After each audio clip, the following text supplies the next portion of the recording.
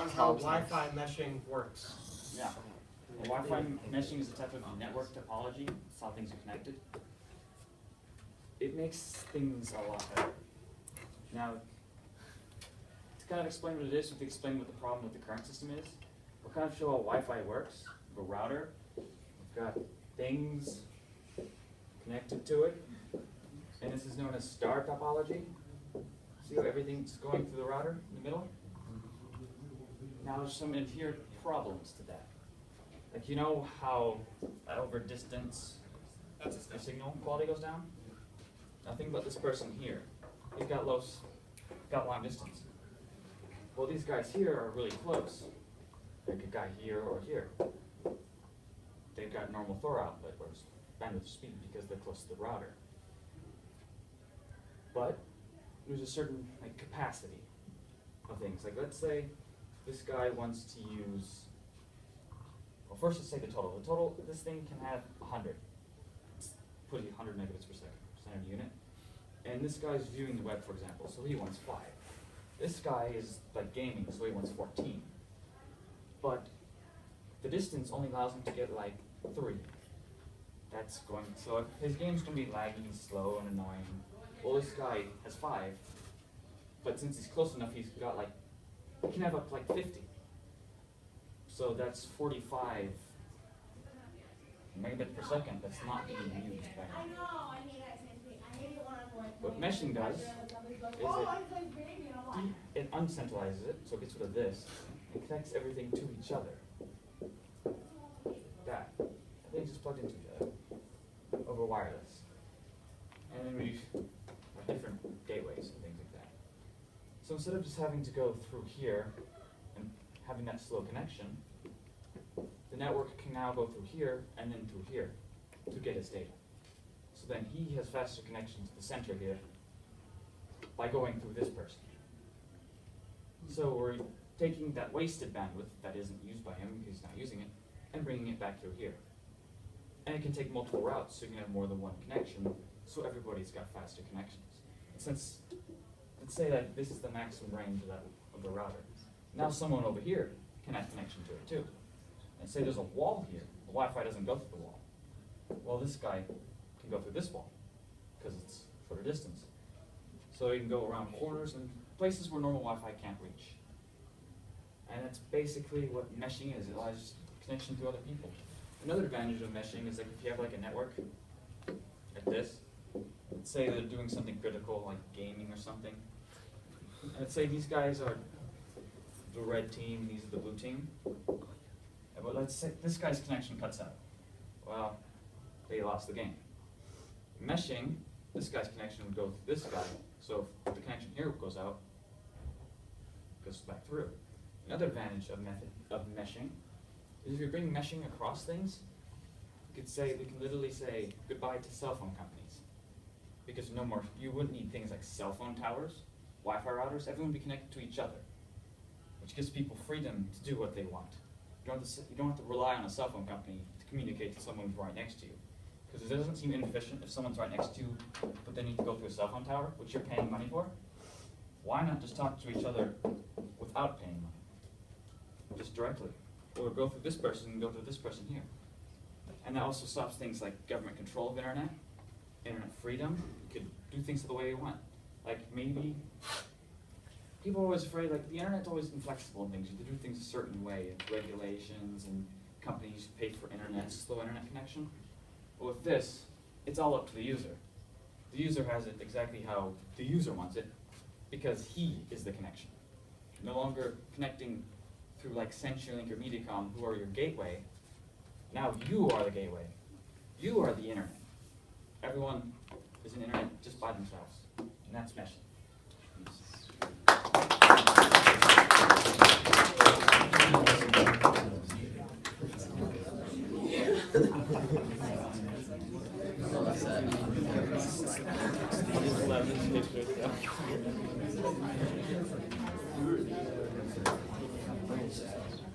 Sounds like propaganda. That actual thing? Yeah, it was. So it's actually It's like natural stuff. Okay, so now is there anything else on this list Well, yeah, and that we do not read know? it a certain way.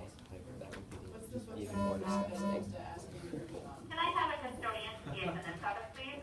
Custodian to the SNS office? So last time you guys came up to me afterwards and you talked about foot tracking. Do you want to explain what you meant by that, like the Harry Potter map kind of thing? Okay, so basically, if any of you have seen Harry Potter, you know what the Marauders map is, right? You can see people's footprints on it. So basically, what this would be is we'd be able to track people's footsteps by putting something like in their shoes, and it could show up on a screen like where their feet are, and you could use this in sports to like tell if someone went out of bounds or stepped over the 3-point line, or in other industries. And Could you also use that for like football to have better analyzation of people's plays? yeah, and also in like physical therapy, you could work on figuring out issues with people's gait and whatnot. Okay, does that make sense to everyone? Any questions on that? No? All right. Which one? Oh, so that's kind of like, that's one me, Jimmy, Aaron, and Michael came up with. It's just literally a weather monitor, like it will monitor wind speed, temperature, atmospheric pressure, things like that. Does that make sense? Yeah. So let's begin. For everything else makes sense? We good on everything? Yep. Okay, so let's start voting. Each one of you gets 2 votes, so use them wisely. And I guess we'll start. So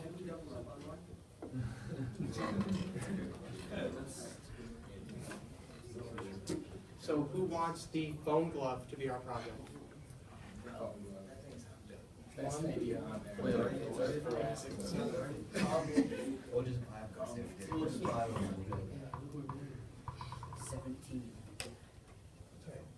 So then who wants the musical light up shoes to be our project?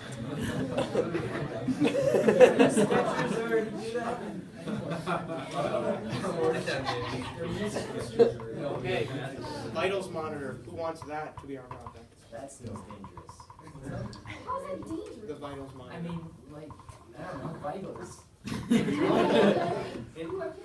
How are we supposed to monitor? Alright, so that's a 0. Vitals monitor. They gotta like attach to you. Yeah, they have to like insert things into you. Is it like that? Like a light, okay, spin. You want You're gonna see. Foot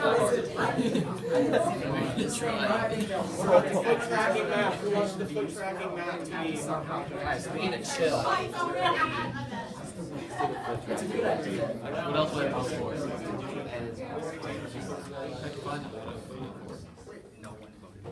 Foot tracking map. Oh, put one more on there. Put 2 more on there. One for me too. I didn't vote for it. I'm sorry. So that you have That seems cool. an LED responsive light system for the gym. Okay, wait. Actually, Yeah, that'd be cool. Put your hands up. That would be cool. That would be cool. Okay, I'm gonna go ahead and vote for that too. So that is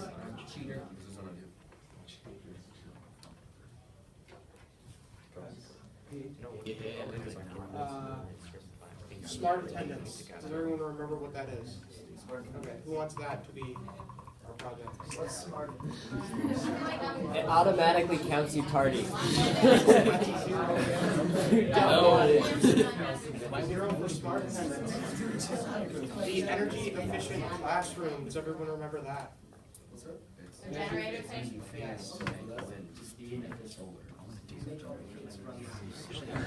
Now let's be even more inefficient by adding lights to it. Yes. The weather monitor. Who wants the weather monitor to be our project? It's a weather monitor.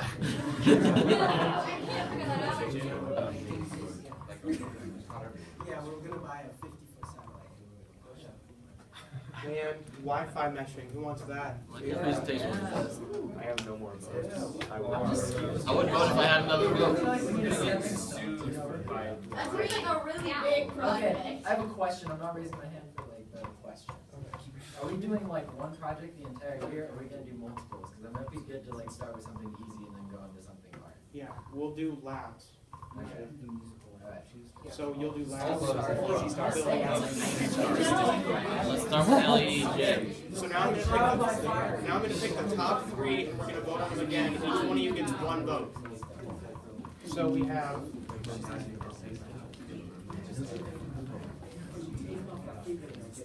Let's make LED lights for the gym and then make a classroom that powers the lights. No. I know. What are we anticipating is getting out? Or Windows. That's actually a really good point.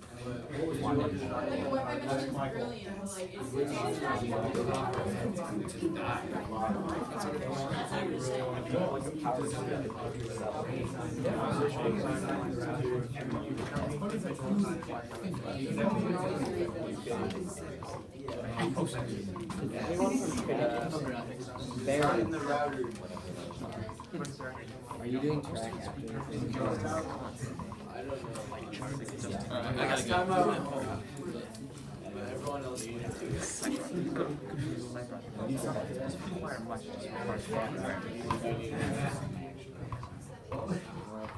Like, not me. So we're eliminating the lifetime. What's your name again? Katie brought up a really good point in the fact that it does not really include visual design column. Design the router. I disagree. So then the 3 projects we are left with are the phone glove, the foot tracking map, and the LED responsive lights for the gym. What that means is it'll react to sound. So who wants the phone glove? You said we ready?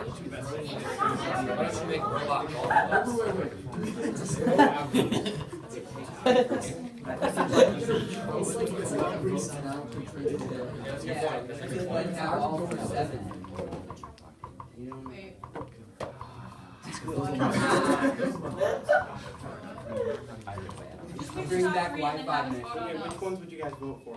Wi-Fi machine. It's over. We'll keep it here. We'll keep it here. Okay.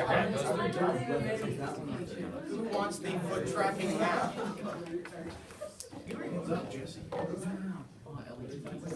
Passable gym. And the LED response, or the sound reactive lights for the gym. No, never mind then. Phone glove. Phone glove it is. Phone glove. I will design the glove. I will go to Walmart and buy a glove. Did everybody vote? Then my job is done. Okay. So our project will be the phone glove. Look, Gavin, you stunned. My job is so easy. I have to buy a glove. Why not a phone ring?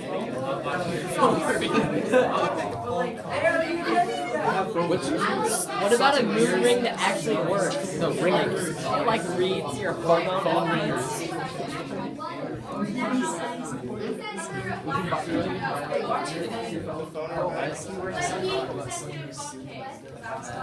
Oh, yeah. So the technology does not currently exist. The technology doesn't currently exist to transfer heat to electricity. So we're still kind of waiting for that. Yeah, I figured that one might be a little necessary. Yeah, well, now for that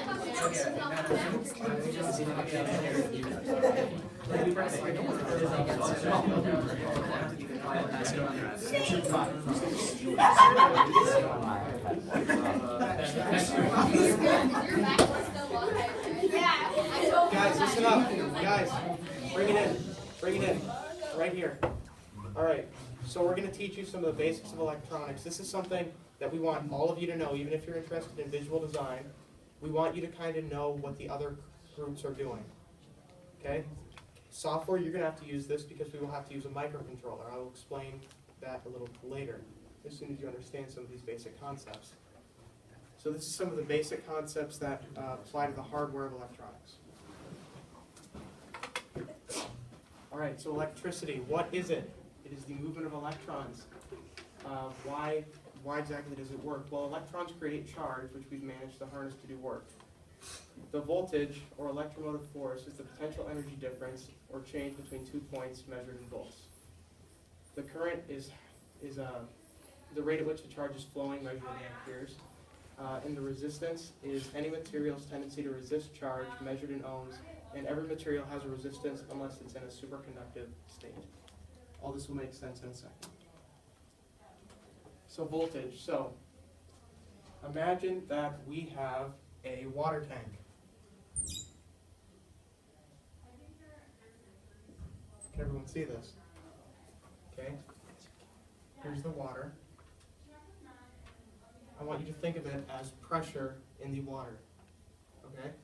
Now in a circuit, it's going to be the difference between the amount of electrons the potential difference of electrons in a circuit. So right here we have a potential of 9 volts, and right here we have a potential of 0 volts. What is the voltage?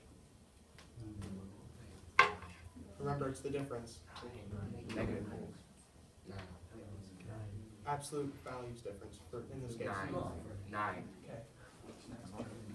Is everyone confident and understand this? Does everyone get this? Yeah. Everybody understands? Yes. What's the volt? Brandon should ask them, what's the voltage at the first point?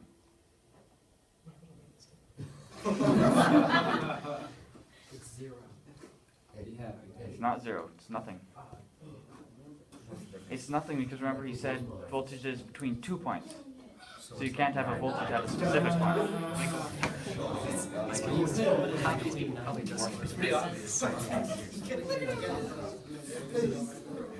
Basic. All right, so we're going to move on to current. Guys, if you could please pay attention. This is really important. Like, I mean really important. You need to understand this. Okay? So I want you to think of current as the amount of water flowing through the hose over a period of time. So let's say 1 second. Think of the water molecules as electrons. Think of electrons as water molecules, and it's the amount of electrons moving through the hose. Does that make sense? Okay. So how would we get a tank like this with a big hose to have the same amount of flow as a tank with a smaller hose, kind of like this?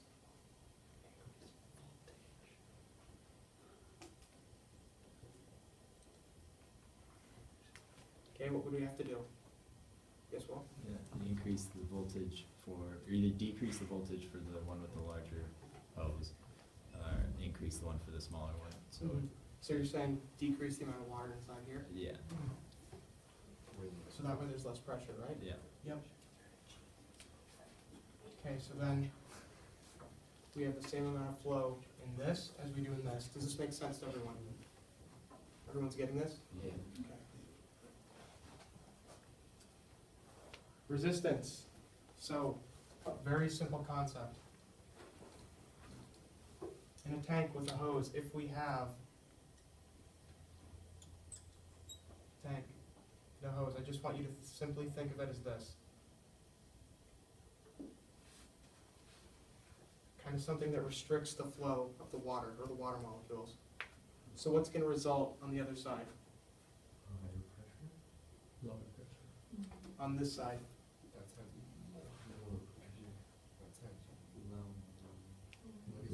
Lower pressure. This side's higher. That side's higher. It's squeezing. Think about how much water is actually coming out of here. Lower pressure, lower flow. If we assume that the pressure here doesn't cause it to shoot out like it normally would, it's going to be dripping, and the flow is going to be slower, and the voltage is going to be less. or the pressure's gonna be less, sorry. Everyone get this? Any questions? All right, perfect. So now that we understand the concepts of voltage, current, and resistance, we can apply these and they all relate in the one formula created by George Ohm called Ohm's law. So if we have a tank right here that has 1 volt, or we'll say 1 pressure, 1 amp, or that so many water molecules flowing through it per second, and then 1 ohm of resistance, because remember I said every material has resistance, so think of this as kind of a circuit. What is this one equal to now? Using Ohm's law, does everyone remember what that was from the last page, last slide?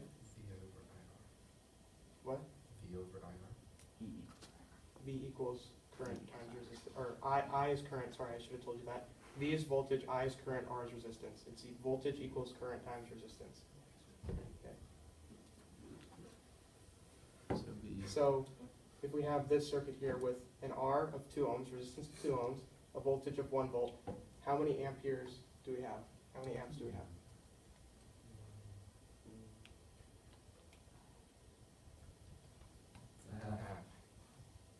Yeah, half.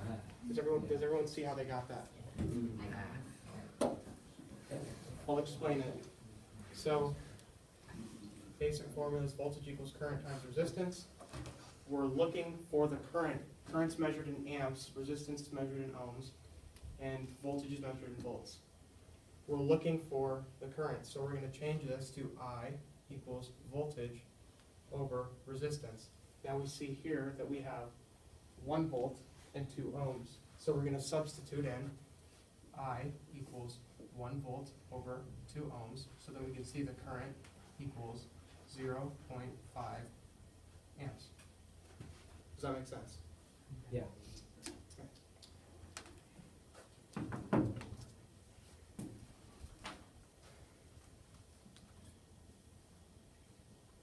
So you guys see how the resistance affects the movement of electrons throughout the circuit now, right? Okay.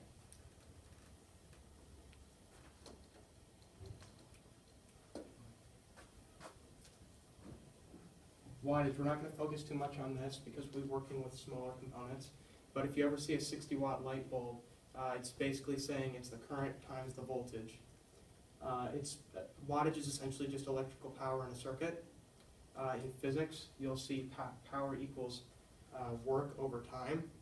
You might be thinking, why is it just current times voltage, not current times voltage over time? Well, current implies time because it's a certain amount of electrons flowing through the circuit at one time. Remember that. So amperes already implies electrons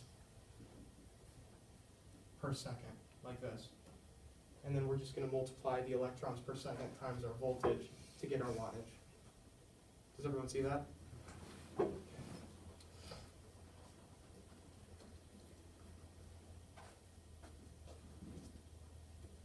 Now we're going to move on to some basic components of the circuit. So first of all, what is a circuit? Here are the very basic concepts of a circuit. The electricity wants to flow from a higher voltage to a lower voltage. Kind of like how the water, if you think of water, it wants to move from a higher pressure to a lower pressure. Do you see the correlation there? Okay. So, seeing that, you can kind of understand voltage now and how batteries drain. So, first of all, this is the schematic for a battery, and that's kind of a schematic for a really basic circuit. At the end of this, you guys will be able to understand what this means.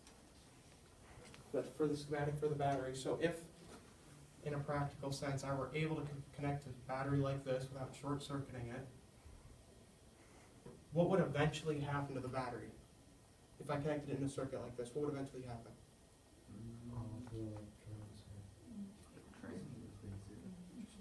Andrew, what did you just say? All the electrons would end up on the other side of the battery. Right. They want to balance out. It wants to get into a state of equilibrium. So right now we have a lower voltage, or 0 volts, on the negative terminal, and 9 volts on the positive terminal. Or you could even say 4.5 volts and negative 4.5 volts. It's just the difference in electrons. So we see here, this means that this side has less electrons. So now, if you've ever taken physics, they probably told you it moves from negative to positive because, well, that's actually what it moves. It moves from negative to positive, but in an electrical engineering sense, we're going to look at it as positive to negative. It's wrong, but it works. Okay? Does everyone kind of get the concept of why the battery dies, how it dies? Okay.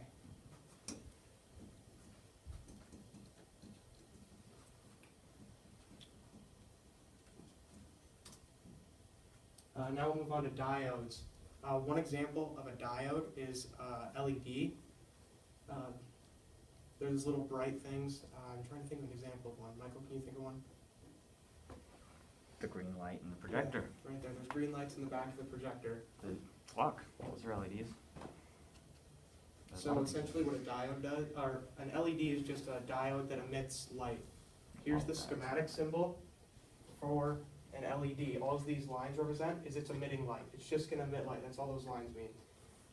Here's the here's just a normal diode. You see how it has an anode and a cathode. This means that positive has to be connected to this end and negative has to be connected to this end to allow electricity to flow. It's the same as over here. Okay? So knowing that electricity moves from positive to negative in an electrical engineering sense, if I were to connect an LED or a diode like this, would it work? No. Right, why?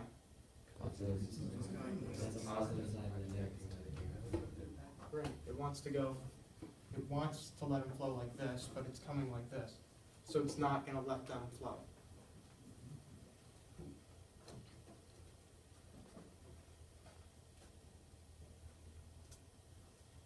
Resistors, I explained these briefly with the resistance.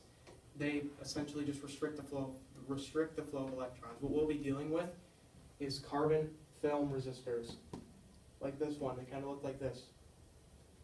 Here's the schematic symbol. Either one of these is acceptable. So the colors do mean something on here. Here's the color codes for resistor. Just ignore this. Here are the color codes.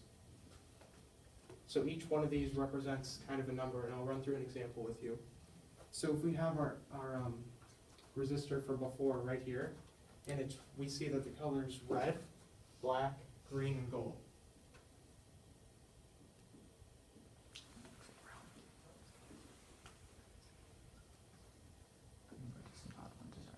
When you're physically holding one, it looks a lot more clear than that. So if we have red, black, green, and gold, just look here.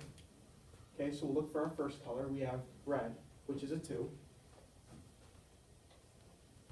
Now we'll look for our second color, black, 0.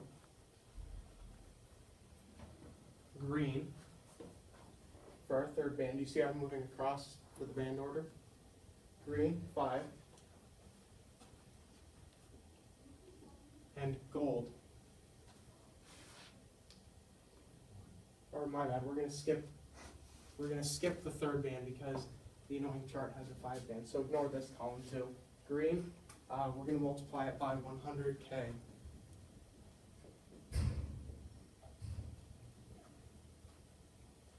And then the tolerance is just how much it'll vary from the final resistance we come up with. So because it's gold, it's 5%, plus or minus 5%. So knowing this, what is our final resistance? What will our final resistance end up being?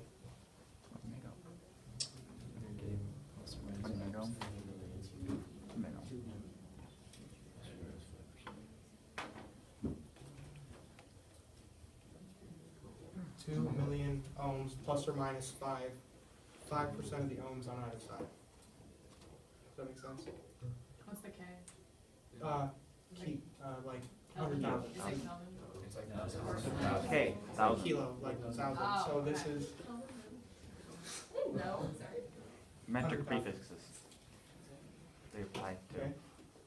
Well, for this, you'll commonly refer to millions referred to as mega ohms. So if you ever see like 2, that's the same as that. In like the 100K I drew before, if you ever see 1K, that's equivalent to 1,000 ohms. Okay? Does that make sense?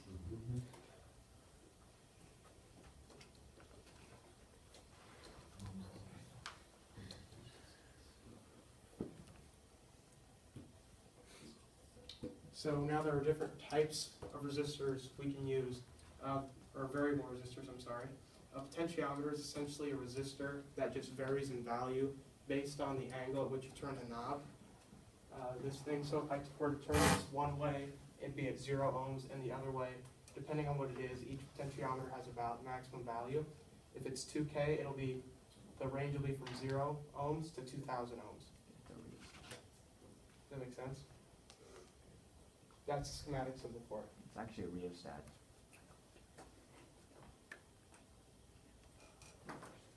Now we have photoresistors. There are 2 types, CDS and LDR. The only difference is in chemical composition. CDS stands for cadmium sulfate, and LDR stands for light-dependent resistor. Literally the only difference in them is chemical composition. They're essentially the same thing. It varies in the amount of light hitting it. So if I had a lot of light on a photoresistor, it's going to have very low resistance. Okay, so it's essentially going to be letting it's going to be not restricting the current. If I have a dark room, however, it's going to be restricting the current and not letting anything flow through it. Does that make sense? So like the calculators, or like the sun thing or whatever. That's a solar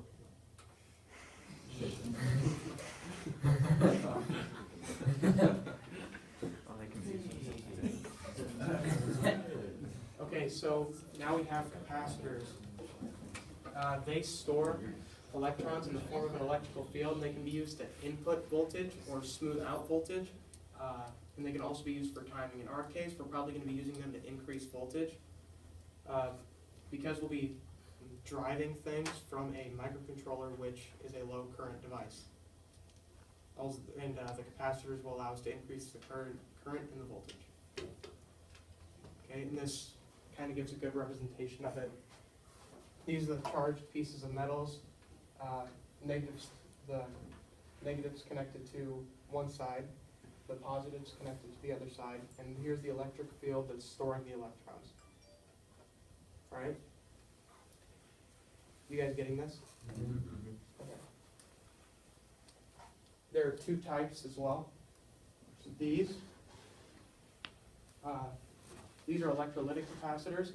This means they're polar, which means they're kind of like a diode in the sense that you have to connect the anode and the cathode, positive, negative, to positive and negative. These are electrolytic. It doesn't matter what side you connect them to.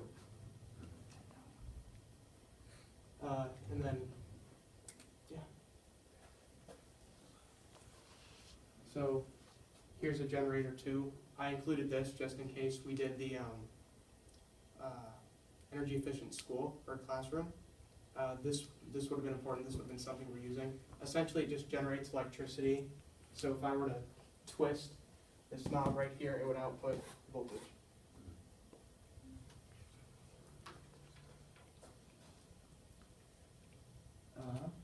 Okay, so we're going to go back to the first one. Now, everyone kind of understands what a push button is, right? Like just kind of common sense. Can we analyze what this circuit's supposed to do? Can anyone give a good guess at what this circuit's going to do? Turn the LED. Yes. When will it turn the LED on? When the button is pushed. Yes. So, why is this resistor here? I probably should have explained this, but why is this here? To balance out, so the circuit doesn't. Isn't it to not continue? It's so it doesn't like short circuit or so it doesn't blow out the LED. The LEDs need to be protected. I didn't explain that. I probably should have told you that. Yeah. Each diode kind of has a maximum current and voltage it's able to handle. So, I mean, the resistor is to protect the diode. Even like a tube that's only a certain size. Yes. Put too much water through it, breaks. So, can you guys kind of think about how we would create a schematic that would light an LED? Anyone want to just give it a shot here? No, not you, Michael. Anyone want to give it a shot? I don't know. All right, yeah, I know.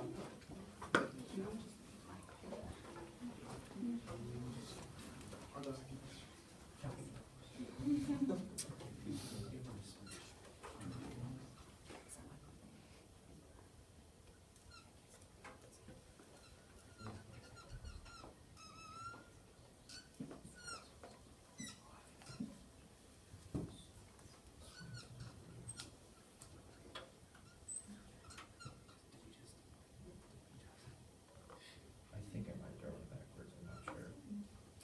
You're doing great. Yeah, you're good. Good job. Yeah, you're good.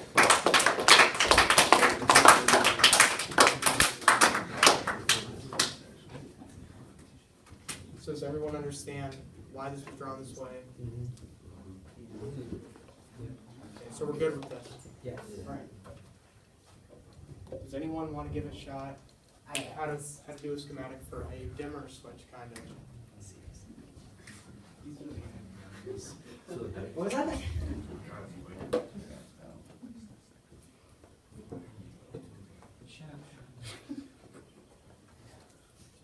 And like, how do you do the variable resistor? Is that just like the Line, or it's the resistor and the arrow?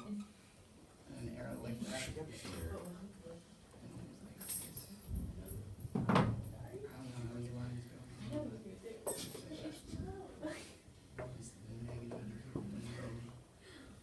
I want to say there's like a light right here. I don't know. You're good? You can go wherever you want it. Okay. So, yeah. It's pretty good, yeah. So, Ouch, bro! he just forgot one thing right here. Negative M, just very little thing, minor detail, the arrow. For the LED, it is kind of like this. And then, does everyone understand why this works? What happens if you have your resistor set to 0 resistance? Yeah. You shake it.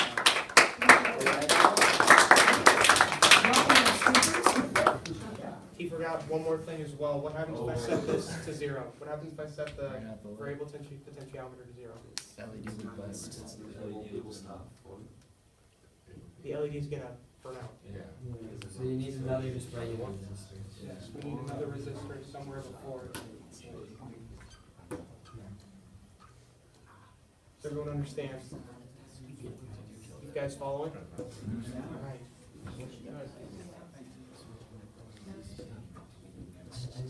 Does anyone want to give a shot at the third one? I'll do it. Alright.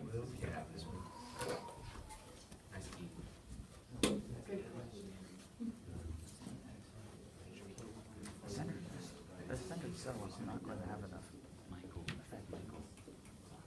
You have to use the resistor. You have to do it properly.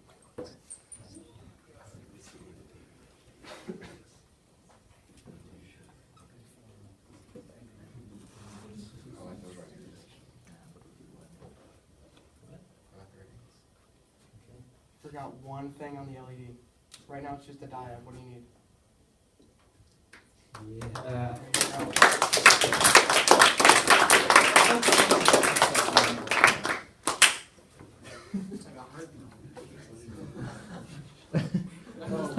Did everyone understand why that worked? Yeah. I'm sorry. But everyone got why that worked? Yeah. Okay, awesome. Dude, we're good. Electrical engineers, we make you. And that's it. That's all.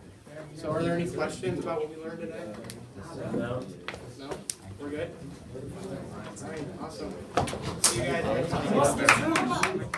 Thanks for watching. Be sure to like, share, and subscribe.